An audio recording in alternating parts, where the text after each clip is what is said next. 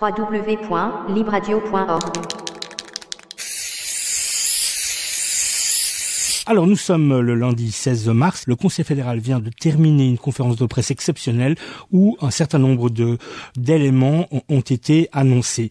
Bonjour tout d'abord Henri Dallacasa. Donc bonjour, vous êtes donc membre de la cellule ORCA. L'ORCA, c'est un acronyme qui désigne l'organisation en cas de catastrophe et situation exceptionnelle. Absolument. Et alors voilà, nous pourrions commencer par dire s'il fallait utiliser pour résumer ce qui s'est dit lors de cette conférence de presse une phrase courte, ce serait garder ses distances pour sauver des vies. C'est absolument ça. C'est le maître mot de la communication récente du Conseil fédéral, c'est-à-dire ce jour à 17h, mais aussi des dernières communications du Conseil d'État genevois qui ont été effectuées ce jour à midi.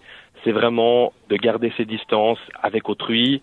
C'est même plus loin que cela, de rester à domicile lorsque cela est possible et vraiment de limiter au fond ses sorties et ses contacts interpersonnels au strict minimum et à l'absolue nécessité. Alors voilà, effectivement, un faisceau de mesures vont entrer en vigueur à minuit aujourd'hui, ce soir.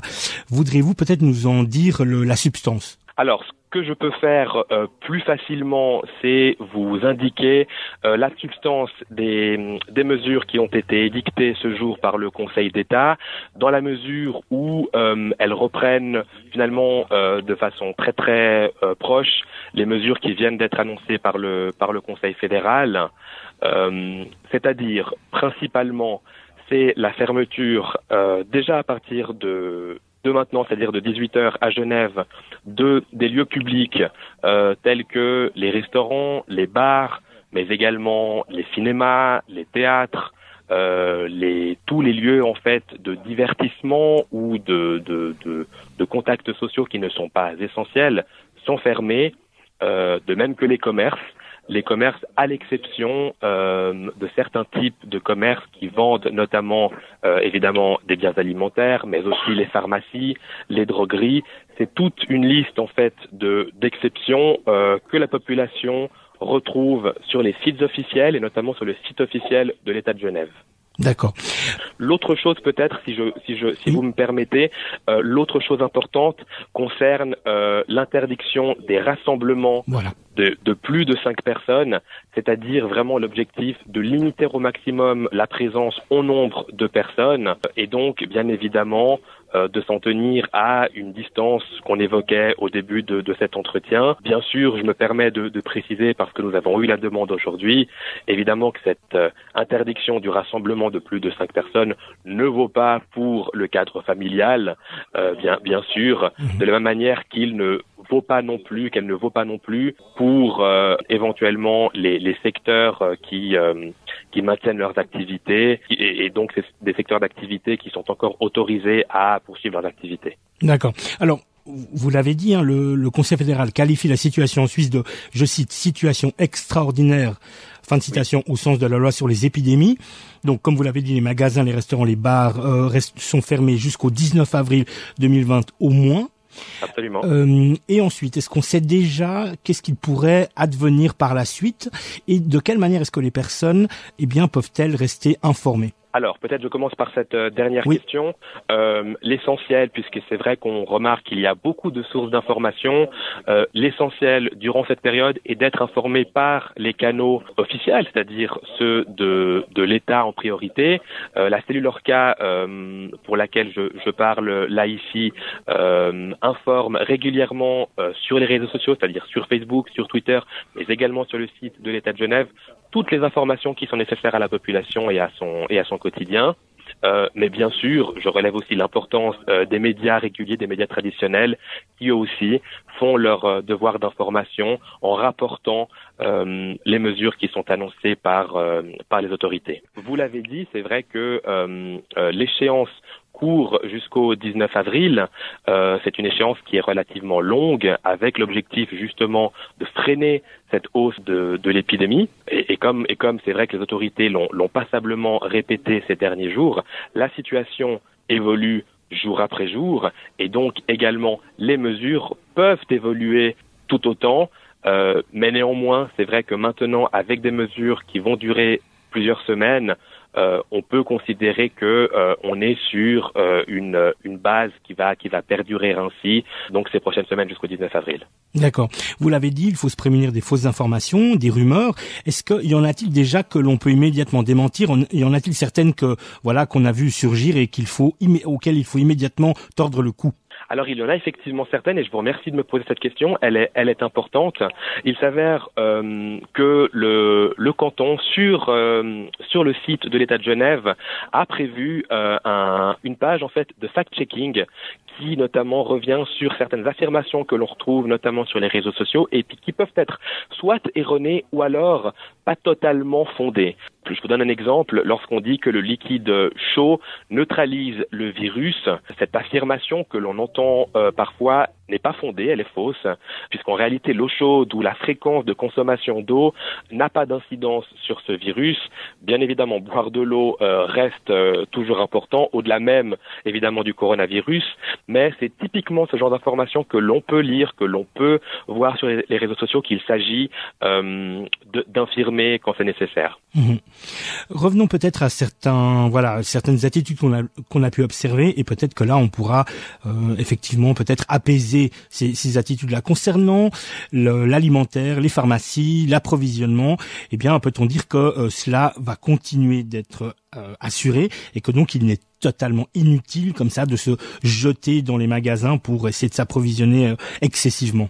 Absolument. L'une des premières exceptions s'agissant de la fermeture des établissements publics, c'est bien les commerces qui offrent des denrées alimentaires, des produits d'hygiène même et ménagers, même de l'alimentation pour les animaux, comme je le disais auparavant, les pharmacies, les drogueries, les kiosques, les stations-service qui offrent du carburant.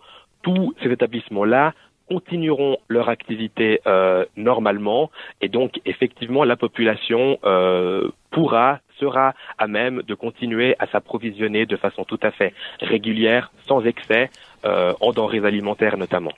Est-ce que les déplacements sont eux aussi tout à fait, disons, assurés d'une certaine manière, ou est-ce que aux frontières, eh bien, des choses vont se changer? Je parle de ça parce que vont-elles changer? Je dis ça parce que effectivement à Genève, c'est quand même un canton où une quantité de frontaliers, de personnes travaillent de l'un ou de l'autre côté de la frontière. Absolument. Alors en l'occurrence, ces questions qui relèvent donc des frontières sont de la compétence du Conseil fédéral. Le Conseil fédéral a pris des mesures à ce propos dans celle qu'il vient d'énoncer, et donc effectivement il y aura un contrôle aux frontières avec les pays limitrophes de la Suisse à partir de ce soir minuit. Néanmoins, la libre circulation des personnes sera toujours possible, et quand je dis qu'elle sera toujours possible, évidemment pour les citoyens et les citoyennes suisses, pour les personnes qui ont un permis de séjour en Suisse, ou encore pour les personnes qui doivent voyager en Suisse pour des raisons professionnelles. C'est-à-dire que l'accès évidemment au pays sera toujours bien évidemment possible. Ce que l'on tente d'éviter justement, c'est en fait les personnes qui viendraient au fond pour utiliser le système qu'il convient justement de préserver au maximum. Encore 3 petits éléments. Il y aurait celui concernant les transports publics. Eh bien là aussi, que va-t-il se passer? Est-ce que ces transports publics vont être assurés à l'avenir, alors qu'il y a tout de même des personnes qui travaillent à l'intérieur et qui doivent également être protégées? Premier volet. Le deuxième volet, c'est la situation dans les hôpitaux. Si selon vous, elle est actuellement assurée, et puis que le nombre de lits est suffisant, et que va-t-il se passer si tout d'un coup des afflux supplémentaires de personnes pour les dépistages ou la maladie arriveraient? Et puis le dernier volet, ce sera concernant l'autoconfinement, en tout cas les attitudes adéquates, si au sein de leur cas vous avez là également une sorte de modus operandi à proposer aux personnes. Commençons par les transports publics peut-être. Alors, les transports publics continuent leur service en l'état, toujours avec les mesures de précaution qui sont rappelées, donc les mesures de l'Office fédéral de la santé publique, c'est-à-dire garder sa distance, mais les transports publics continuent leur activité, notamment pour permettre encore aux personnes qui doivent le faire de pouvoir se déplacer, pour celles qui sont encore appelées à travailler, de pouvoir se rendre à leur lieu de travail. Et donc les transports publics, effectivement, en tout cas en ce qui concerne le canton de Genève, continuent leur activité. Concernant la situation dans les hôpitaux. Concernant la situation dans les hôpitaux, Je me permettrai sur ce point de vous renvoyer quand même en fait aux autorités sanitaires et notamment aux représentants des hôpitaux universitaires de Genève qui pourront mieux vous informer sur la situation qui concerne notamment les places et la disponibilité des lits afin d'être, je dirais, au plus près de la situation actuelle. Et pour le troisième point qui concernait... alors voilà, c'est l'autoconfinement, les attitudes adéquates. Alors l'autoconfinement, effectivement, donc je précise quand même qu'on n'est pas dans une situation d'autoconfinement, c'est-à-dire qui impliquerait que chaque personne doive rester à domicile. En revanche, et vous avez raison de le rappeler, dès lors que des symptômes apparaissent ou dès lors que l'on a eu un contact avec une personne qui est déclarée positive au Covid-19, effectivement, l'autoconfinement prévaut. Et de nouveau, sans rentrer peut-être dans tous les détails,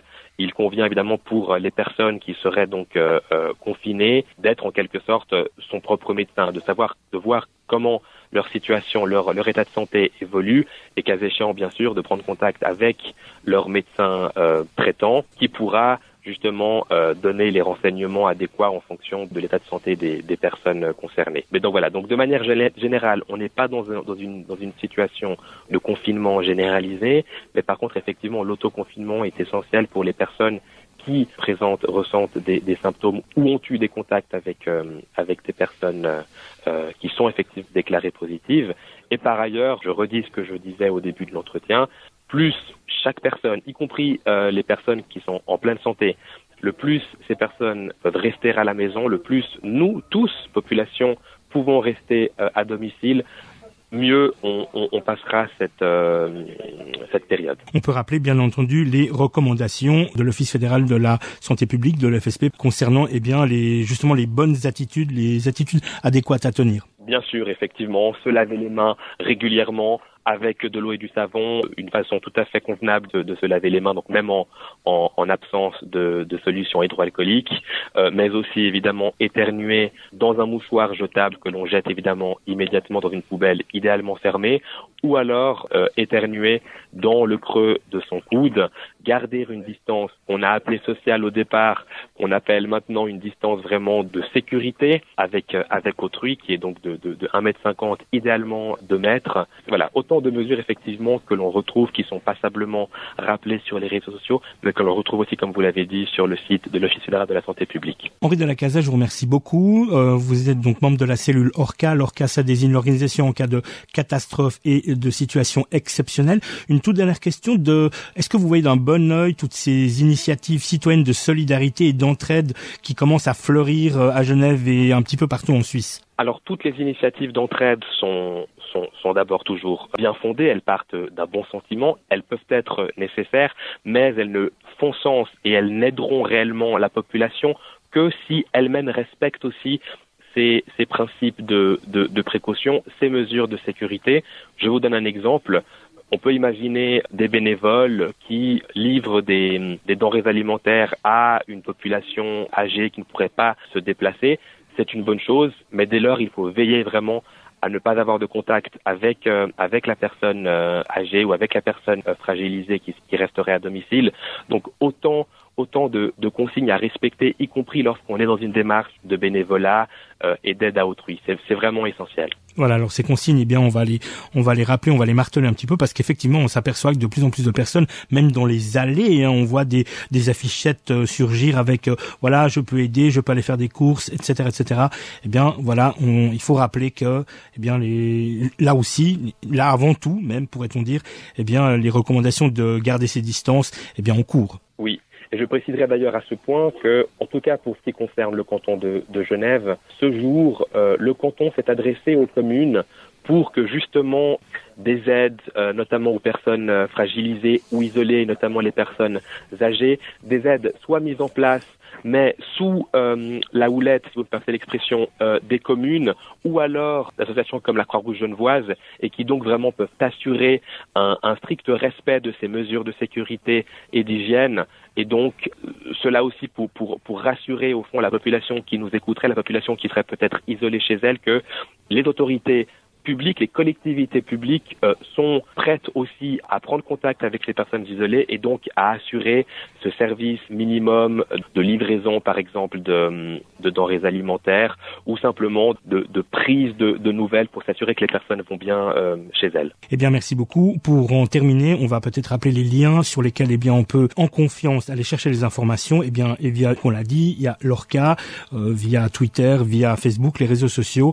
Il y a également, évidemment, l'OFSP, donc l'Office fédéral de la santé publique, également les HUG qui ont mis en place plusieurs pages avec des vidéos pédagogiques à ce propos. Absolument. Très bien. Merci. Merci à vous et bonne continuation et bon courage pour la suite des opérations. Merci à vous.